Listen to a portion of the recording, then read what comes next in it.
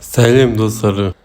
Бұл видеода мен сіздерге Windows'та кэш мусорлардан қалай тазартады екенін көрсетемін. Видеоны бастамас бұрын әлде дегенде каналға тіркеліп лайк басыңыздар. Ал біз бастаймыз.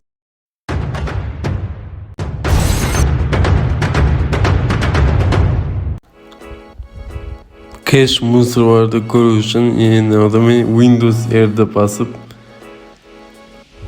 Update деген сөзді жазамыз.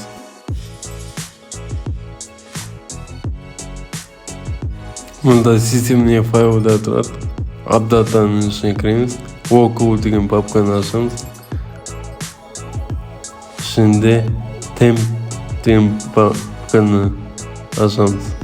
Ол біздің күнделікті қолданып жүрген программалардың мусорлары.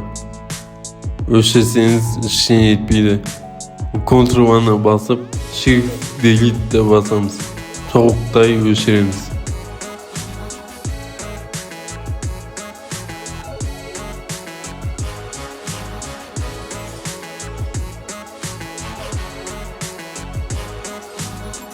Осындай мусорлар тағы да келесі папкаларда бар.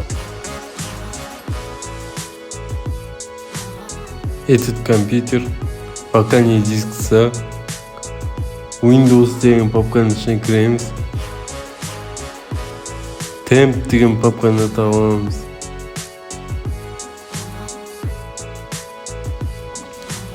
Мұнда да мусорлар толып тұр екен. Осы мусорларды аламыз да Shift Delete басып толықтай өшіреміз. Кейбіреулер өшірмей қалып, пропустить деген кнопканы басамыз. Және дискісін оң жақ батырмасын басып, свойствоға барамыз. Подробно кнопкасын басамыз. Бұл баптауының ішінде қандай приложение, программалар немесе файлдар қанша орын алып тұрғанын көрсетіп тұрады. Сіздер кез жоқ файлдар мен кез жоқ бағдарламаларды өшіруіңіз қажет. Мүлдем қолданбайтын программаларда да өшіріп салыңыз. Егер де сіздерде рабочий столда файлдар қаптап тұрса, орын алып тұрса, папканың дискісідан оны сыртқы флешкаға немесе бөлек жадыға сақтаймыз.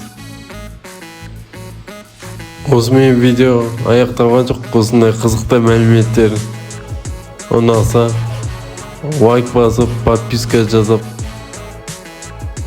достармен бөлісіңіздер. Келесі видеода кездескенше сау сәлеметте болыңыздар.